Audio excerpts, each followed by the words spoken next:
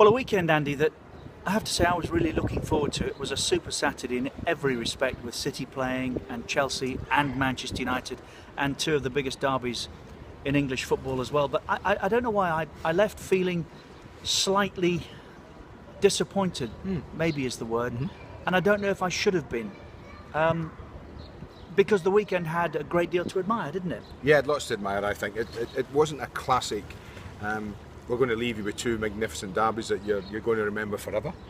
But they were fiercely contested derbies. They were different in respect that I was entertained, certainly, with the Liverpool-Everton derby. I enjoyed that very much. I thought it was open. I thought it would be. Arsenal and Tottenham set up the way I thought they would. Tottenham, very difficult to break down. Went with a game plan, almost pulled it off. And then we had the likes of Chelsea doing the usual stuff, just winning functionally. Manchester City, being what Manchester City are at the moment, not quite sure what you're getting, even from during a game. 2-0 up, cruising, 2-2, and trouble. That's true. And then they pull it out and win comfortably in the end. So all of that, and Manchester United, really having a tough time. Even though they've got 10 men, that doesn't matter. If you're a really good side and you have 10 men, you can still control a game. They never ever controlled the game after Wayne got sent off. On that subject, he has apologised, and Van Gaal has been very stout, very resolute in his defence of his skipper. Are they right, both of them? Well, obviously Rooney is right to apologise. Is Van Gaal right to back that kind of madness, really, on a football pitch? I'm delighted he's backed him. I have to say, I think Wayne, from the second he did it, for the second after he did it, he would have regretted his actions. It was uncalled for, it was unnecessary, it was not the behaviour of a captain. But listen, Roy Keane was a captain who, was on a knife edge every time he played. He lived life right on the edge and was guilty of many indiscretions. But what did Fergie do? He backed him and he backed him and he backed him, and he was right to, because he was the greatest captain I think United have had for so many years, certainly Premier League years. So I'm happy he's backed him. There was people who have said that Wayne might lose the captaincy over this. No, not a chance. Get him back in, get him captain. He made a mistake. He made an error of judgment. It was a bad one. He's been punished for 3 games. He's the one who's going to suffer now, because we know Wayne Rooney wants to play football. He hates when he's not playing, and he's got to sit out 3 games. He'll be back. His manager's backed him, rightly or wrongly. He's probably not been as nice to him behind closed doors as he's been in the press.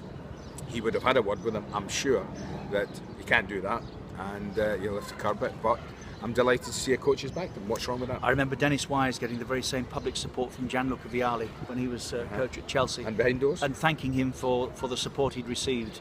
But behind doors, Luca was more forthright in his criticism of his skipper. And I think Van Gaal may be that with Wayne. It didn't cost him any points, but I think if it had done, then the reaction might have been a little different. Liverpool. I think Everton can be happier about their day. Yeah. Liverpool. What's happened at Liverpool? A little bit broken, Rodgers said before the derby. They look that, don't they? Well, they were better. They had more intensity in their game. They started the game, or they tried to start the game the way they did most games last season, with a real pace and a real purpose and on the front foot and pushing Everton back.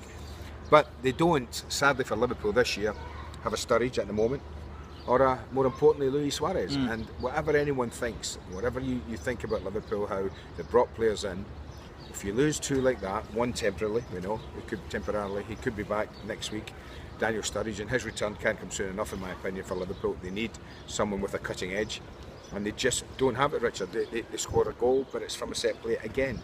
And in all honesty, although they had lots of the ball, as Brendan Rodgers said, had lots of the territory, you would expect that. You're playing at Anfield. Yes. You'd expect Liverpool to have more of the ball and have more territory than you do, but never really threatened Tim Howard's goal, apart from, I think, Balotelli's shot. Should have scored to make it 2-0. That probably would have been game over. He missed it, and that's the trouble. They don't have goal scorers. I thought that last year, but they had 2 that were brilliant. This year, right now at the beginning of the season, they don't have any. Only one team that's led at the end of September has gone on to win the title.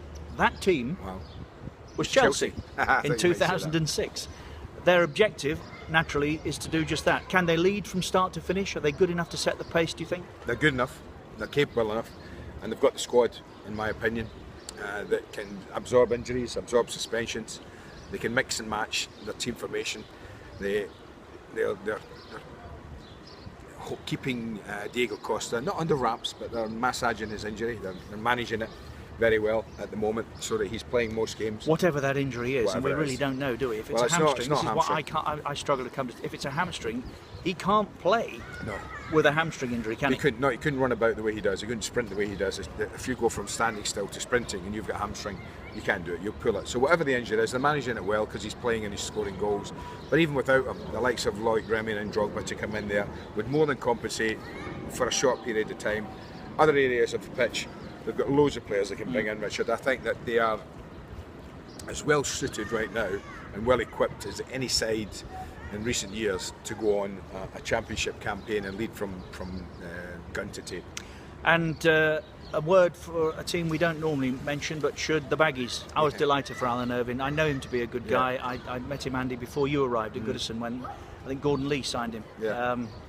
He's a studious guy, a very serious guy, but I think a very talented guy.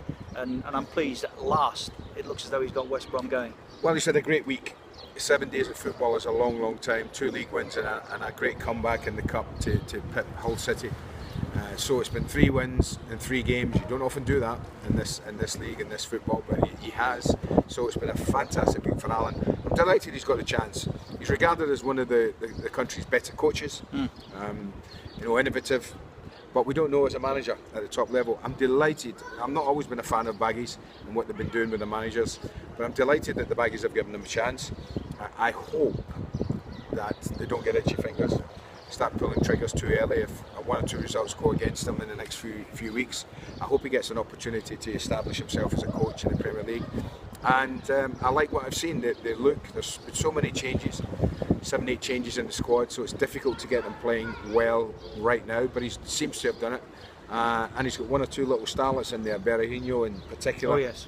Looks like they've got a little nugget there playing at the top end of the pitch, and a lot of strength and experience in the likes of Brunts and the Morrisons of this world and the Doranses of this world. So I'm really hopeful that the Baggies can continue this and get themselves nice and safe at mid-table, because that would be great for Alan. Big decision. Cup of tea, swim, or a glass of bubbly? Well, as we're working in about 5 hours, a cup of tea and a swim.